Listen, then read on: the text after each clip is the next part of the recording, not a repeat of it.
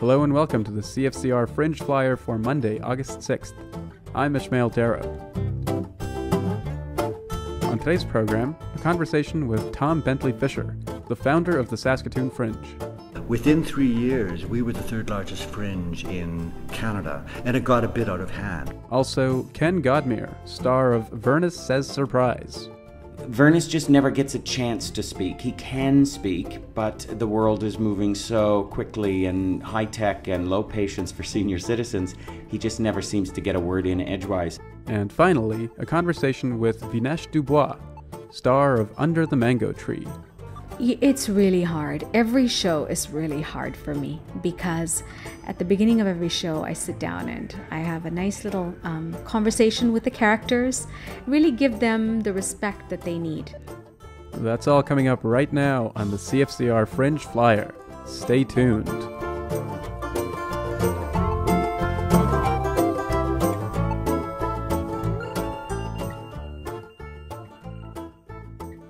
In 1989, Tom Bentley-Fisher was the artistic director of the 25th Street Theatre.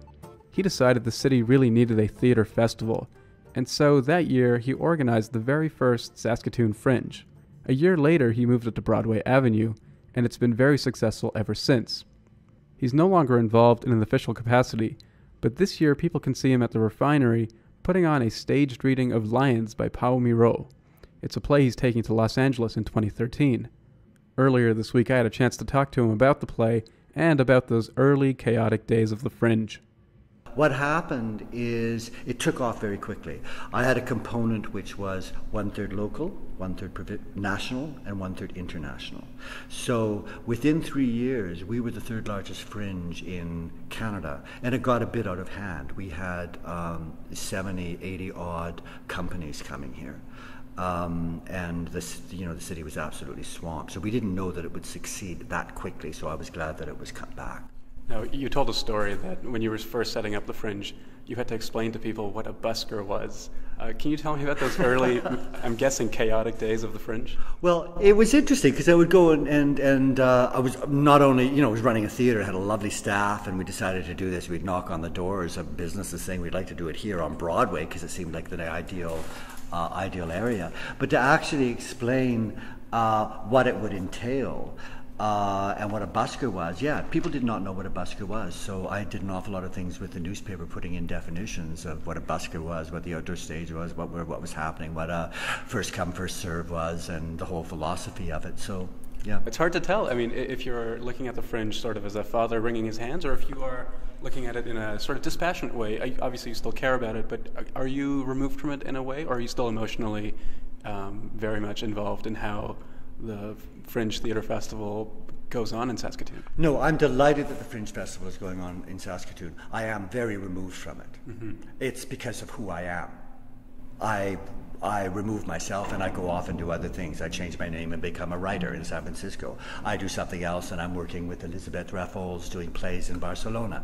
That's what I do. So, yes, I love it, but I'm one of those people who's constantly trying to be a fringe myself. I am the fringe. Well, let's talk about... actually, if Elizabeth wants to join us. Elizabeth. And this is Tom's artistic partner, Elizabeth Raffles. I hope I'm saying that name. Yeah, that's perfect. Now, this year, there's a special event happening just off Broadway, which is a special performance of Lions by Pao Miro. Hope I'm saying that name accurate as well. And just tell me a bit about Lions. Okay. Lions is part of a trilogy that Pao Miro wrote, and it's an animal trilogy. The first part is Buffaloes, which we already translated into English, and we had a production last year at Persephone, at the backstage of the Remey Art Center, and so Lions is the second part. And so we are now working on it, and this presentation that we are going to have during the Fringe is the culmination of the exploration of this translation. See that it works, no? So that's why for a week we were working with those actors, and that we are going to share it with the audience and see what the audience says. This is put on by the 25th Street Theatre and Tant per Tant, which is dedicated to international plays, or the exchange of international plays. How did this ball get rolling? How did Tant per Tant get started? Okay, well, I think Elizabeth should answer that. Yeah. because I'm, in fact, the founder of this company. It started very humbly, let's say 5 years ago, or 6 by now, just wanting to bring something from abroad. So it happens that I'm originally from Barcelona, so I have access to, and I've been enjoying the Catalan theater over there. And I said, okay, let's bring something over here, and then let's take something from here over there. So that's more or less the idea behind all of this. And it started very humbly, as I say. I brought a play, translated in collaboration, and we did the stage readings. And then since Tom came on board in 3 or 4 years ago, then the possibilities just exploded. And then maybe you can take it on what it is that, how the mandate didn't change, it just got enlarged, and more people have joined, and that's how it has organically evolved. So it has evolved quite quickly, but it's really based on Elizabeth's vision, and then us joining as partners, and we were very surprised at the opportunities that we've had and the experiences that we've had. Elizabeth has translated quite a number of plays. They've been done across Canada in various places. Mm-hmm. We had the great privilege of creating, and I had the great privilege of directing an all-female version of the Iliad, which we had 4 months to create in Barcelona for the Barcelona Grec Festival, and then went to major festival in Spain. We, at the moment, are involved in an exchange of playwrights. A year and a half ago, we did something called the Catalan Connection, where we brought 3 extraordinary playwrights from the Catalan region of Spain, Barcelona, and that whole area, and we brought them to 3 cities in Canada, including Saskatoon, hired directors, Canadian actors, 51 of the artists, I think, altogether. And we did a series of staged readings across the country in order to introduce their work. And they were amazing writers. Palmiro was one of them, right? We are now about to go to Barcelona. We'll be there. And in November, we're doing Connection Canadenca, in which we are taking 3 Canadian playwrights, wonderful playwrights, award winners, a Métis writer, a Francophone writer, and an English writer, to present their work through various 3 centers in that region, in order to hopefully go the next step, which we'll be doing full productions here and full productions there of the same play in the 2 languages. Yeah, that's what it is. You can tell I'm the loudmouth. She's the brains. Tom Bentley-Fisher and Elisabeth Rafols of Tant per Tant. Visit tantpertant.ca to learn more about their projects. And of course, you can see a staged reading of Lions by Palmiro Tuesday at 8 o'clock at the Refinery. Admission is by donation.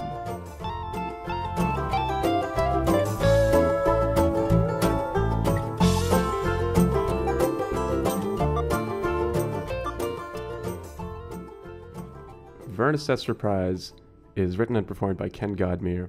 He's taken the play to London, Ottawa, Regina, Winnipeg, and he's taking it to Edmonton after Saskatoon. I went to see it a few days ago, and I absolutely fell in love with an 89-year-old man who never gets to say a word, but you can't help but fall in love with him. The show has won numerous awards, including Best of Fest in Winnipeg and Best in Fest in Ottawa. I'm joined by Ken Godmere and his daughter Emma Godmere, who is the stage manager for the show. Welcome. Thank you, Ishmael. Thanks. Just a brief introduction to Vernus. Is Mr. Bean an annoying reference point, or is it useful? It's not. I got to say, some of my idols I keep getting referred to, or Vernus keeps getting referred to. One is Tim Conway, as the old man character Tim Conway used to play on the Carol Burnett show, and the other is Mr. Bean. In that the style of mime is not just mime for mime's sake. Scott Joplin piano music in the background. Look, I'm trapped in a box. I'm picking a flower. So it is Mr. Bean's style comedy, and with that, Vernus just never gets a chance to speak. He can speak, but the world is moving so quickly and high tech and low patience for senior citizens. He just never seems to get a word in edgewise. Right. Vernus is an 89-year-old man. He wears his pants up to his chest. He has a tiny tie, wears his glasses on the tip of his nose. And it seems every time he wants to speak, he gets cut off. A phone rings, a doorbell rings. And I was surprised by how much I cared for Vernus by the end of the show, because you really wanted him to get in a word edgewise, or just to get a break. And we should say that the story is about Vernus trying to find the perfect toy for a grandchild. And in the show, I noticed that there's a lot of laughs, but the laughs aren't really at the expense of Vernus. More the world. The laughs are at society and technology, and Vernus doesn't get frustrated or angry. He's very determined. I think the biggest surprise for us is how deeply the character is affecting audiences and the story. When Emma first found out I wrote the script, it was her idea that we take it on a national tour. And as an artist, as a writer, you try and get close to that humanity. But Emma saw it right away in the very first draft of the script. And it was her idea to take it on the road. So what, you speak on that. What did you see that came out? I don't know, there's a universality to it. There have been so many people who've come up to us since seeing the show in all of the cities that we've been to so far, who've actually, some of them have even gotten angry saying, that's me in 5 years, that's me in 10 years. But a lot of people have seen their grandparents or maybe even seen their future selves. And I think it really strikes a chord with everyone who sees it. And so, yeah, again, that universality is just very potent. Well, it actually made me wonder, because the portrayal is so warm, that if the character wasn't based in part on family members of your own, maybe a grandfather or... Vernus is my actual paternal grandfather. Now, the whole character I play is not him, but my grandfather, Vernus, actually moved in his own time zone, to his own metronome. He was married to a very fiery Irish Catholic woman. And no matter how hot things got, bickering in the kitchen, he would just always walk the same pace and do his comment and then go out to the garden, and everything was just this metronome pace. When I saw the show, I knew it was a one-man show, but I was really impressed by how just a single person on stage, you really create the whole set. And it's all done through sound. Every sound effect, every door knock, every phone ring, you mime it out. And I was surprised to find out that those aren't cues. That's really one long soundtrack that you have memorized, so you know exactly where to go for each sound.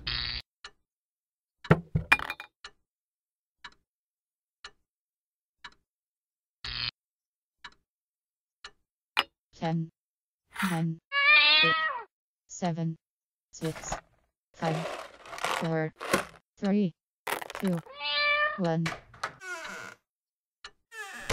Yeah, Emma puts it beautifully. She says Vernus's whole world is painted in sound. I am a little embarrassed to say it was thousands of hours of editing and recording and Foley and fine-tuning. Even 2 days ago, I added a new sound effect for the shopping cart walking through the squeak of the shopping cart wheel through the store. It wasn't so much time memorizing because I edited it myself. I put it into the rhythms. Our director, Tanya Levy, poor girl, there was no soundtrack when we started rehearsing the show, because I need the show to build the soundtrack and she needs the soundtrack to direct the show. So it was a very hole in the bucket, Dear Liza type of situation that we had. And so what I did was an onomatopoeia soundtrack so that we had something to move around. So I was going squish, rip, clink, blunk, clink. And when we opened in London, because we did London before our hometown of Ottawa, which is a great run, great audiences.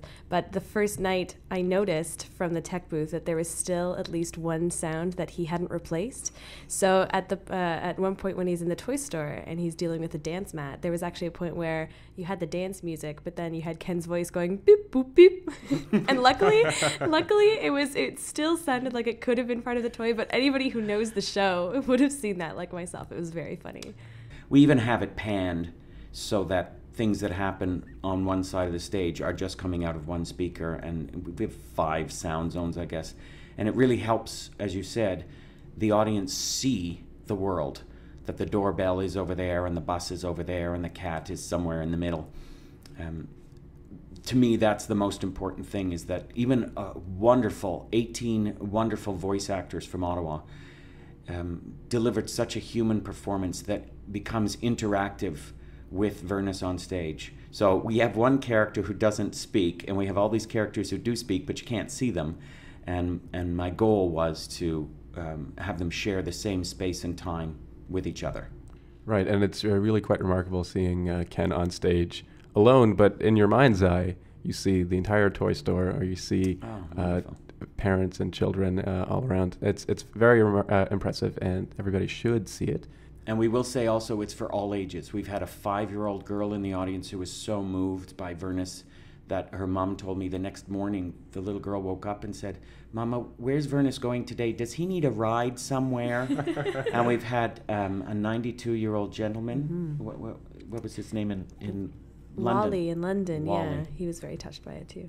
And so it really is for all ages to see and enjoy the physical humor and the universal, poignant story about aging, patience, and perseverance.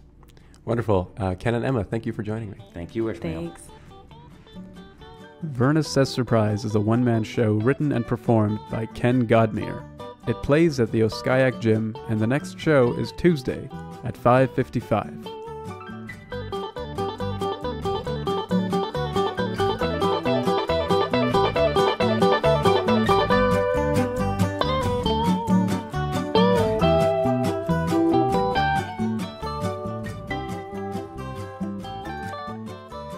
I'm here with Vaneesh Dubois from Under the Mango Tree. She's performing as part of the Potash Court Fringe Theatre Festival happening in Saskatoon right now, and it's at Oskayak Gym.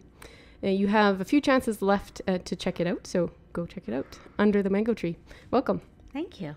Do you want to tell us a little bit about your play? Yes, Under the Mango Tree is about a father and a daughter, and it's a relationship story. It's set in a village where a young girl named Timel, she's very spirited and naughty, and she has a great life with her papa. And one day he tells her that he's going to a faraway country called Canada to find a better life for them. And she's upset because he can't take her with him. But he promises that once he gets to Canada and finds a job and a place to live, he'll come back for her. This is a story about that time when he's away and she's in the village. It's about writing letters. It's about hopes. It's about discovery. It's about a relationship. And it's quite beautiful because it not only talks about the village, but it talks about the newness of Canada through the eyes of someone who's only lived in a small island. And it's about a daughter missing her father. So it's not just about a village life, it's about anywhere in the world. Mm-hmm. And I find that with my audiences, they're very, wherever they come from, they can relate. Because we here, either in Saskatoon or Toronto or Edmonton, wherever, we've all come from somewhere. Mm-hmm. So it's everyone's story. Mm-hmm. And is this a modern piece then? Is it set in today's time period? It's set, it could be set now. It could be set 20 years ago. Mm-hmm. Because there are new immigrants that are arriving from different countries all the time. And they're all finding challenges about a new city. They're all finding challenges about finding a job and a place to live, and the culture of the new city, the foods, the clothes, everything. And about making money and sending it back home for their families, about having their families join them. So it can be set anytime. Mm-hmm. And do you draw from personal experience? Like this is about a daughter and a father. So did your father immigrate here? It is. It's a semi-autobiographical play about my father. I was 5 years old when he left for Canada. It was a very hard time because, when people are on the outside looking in, 5 years is not a long time. But in a child's life, it is an eternity. And having your father gone was really hard. So I wrote about that, but mainly I wrote about my father. It was a nod to him. It was a respect for him, for taking that chance, for taking that risk and coming here to give his family a better life. And so what was he searching for? He was working in a sugar mill factory and coming home with just, a few dollars and living in a housing compound. And we all shared 2 bedrooms and outside kitchen and outside toilets. And he wanted to give his children more. He was looking for a place where he could work and buy himself a big house, give his daughters education, just give them everything that he could. And he knew that living in that village and working in the sugarcane factory, he was not going to be able to do that. So he heard about a few people going to Canada, this new country, and he got all excited. So he went out and got loans from different people, family members, and then he applied and he got it, and then he came.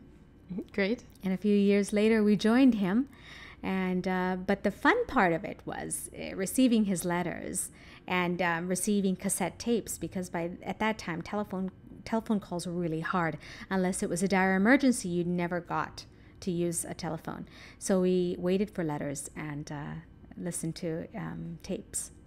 Yeah, of this new foreign land that you must have had really exciting ideas about too. Right, and in the play, I talk about that, or my Bapu's letters talk about that, about all the newness of Canada and the things that he finds incredibly unreal, where someone from Canada would just think, oh, this is just normal life for us.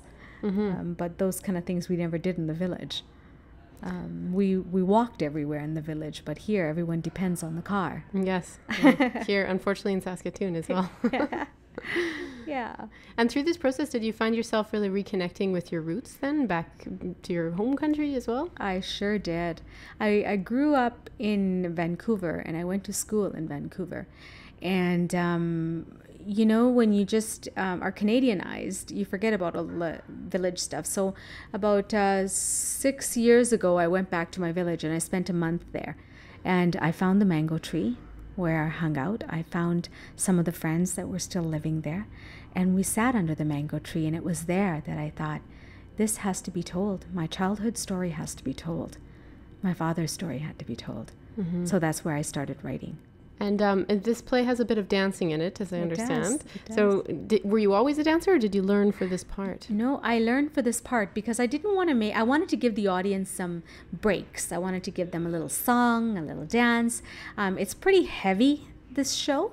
And at the end, you'll find yourself like it's quite heavy. But then, I wanted to break it up. So I'm not a trained dancer, but I needed something in there for this part. So I flew to Phoenix, Arizona, where this dancer from India lives, and I spent a good few days with her, and she choreographed this dance for me. That's really international then, going to the States for that. Yes. And all over the place. Yes. And I just made my U.S. debut in Los Angeles, and it was a beautiful experience as well. So next is international. I may take it back to my hometown in Fiji, right, and hopefully present it there. So you mentioned this heavy kind of topic of leaving family, I assume, is part of it. How was that process, kind of writing it and playing it, going through that, especially since it's coming from a personal side? It's really hard. Every show is really hard for me because at the beginning of every show, I sit down and I have a nice little conversation with the characters, really give them the respect that they need. And so it's really hard to be able to bring all those out. But you know what? When you're telling the truth, you're gonna come out okay. Mm-hmm. And I think that when audiences are watching it, yes, it's hard to take in, but it really makes you look deep within to think about forgiveness. We're not here forever. Mm-hmm. And I had to deal with that, with the topic of forgiveness. And I think that we're happier when we do. And forgiving your father for going away, yes, and leaving you. Yeah.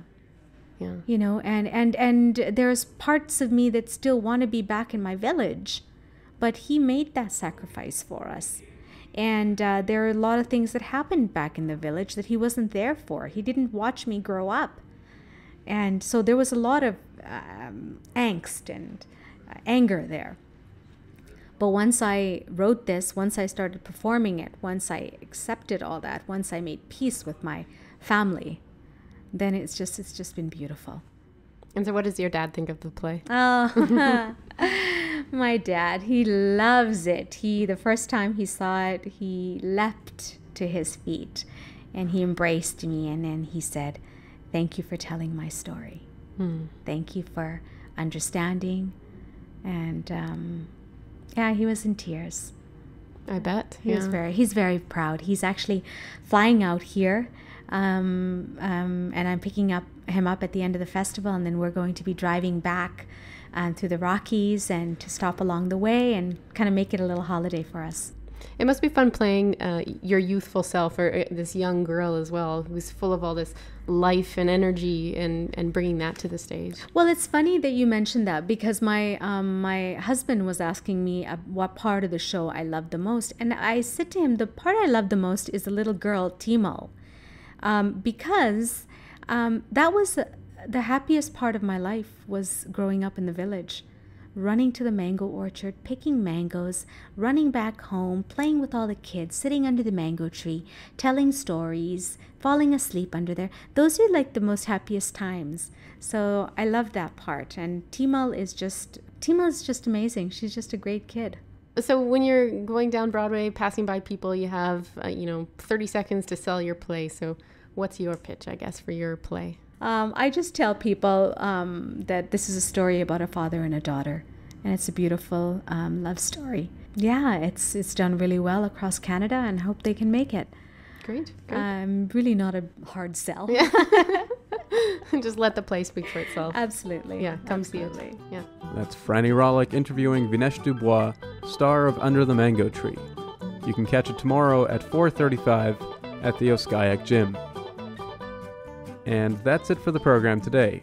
The CFCR Fringe Flyer plays each weekday at 5:30 on The Buzz, and these segments are also posted online at cfcr.ca.